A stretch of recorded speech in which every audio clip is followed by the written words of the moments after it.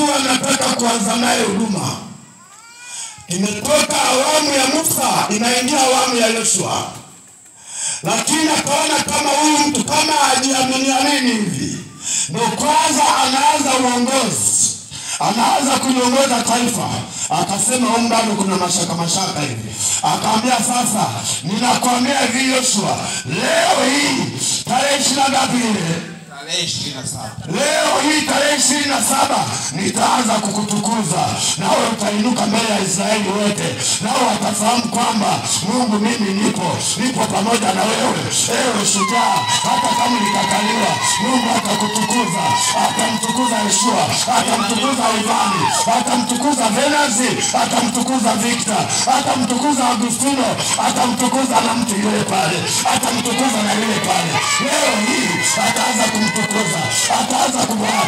Utukufu na heshima ni vitu vyenye tofauti. Heshima ni ya kawaida, lakini utukufu anapewaga Mungu. Ukiona amesema amepewa mwanadamu, maana yake yule mwanadamu ajiandae hata kwa mtu wa kawaida. Neno hilo ameliachilia kwa mtu mmoja mahali hapa, yule anayeamini linakwenda kutimia kwa jina la Yesu Kristo, kwa jina la Yesu Kristo. Ninayo habari njema, mtaani kwako utatukuzwa, kazini kwako utatukuzwa, kwenye huduma yako utatukuzwa, mjini utatukuzwa, kijijini utatukuzwa, kwenye familia utatukuzwa, kanisani utatukuzwa, mahali popote utatukuzwa. Chochote utakachogusa kitatukuzwa. Biashara zako zitaona utukufu wa Mungu. Watoto wako watauona Mungu na kumwabudu.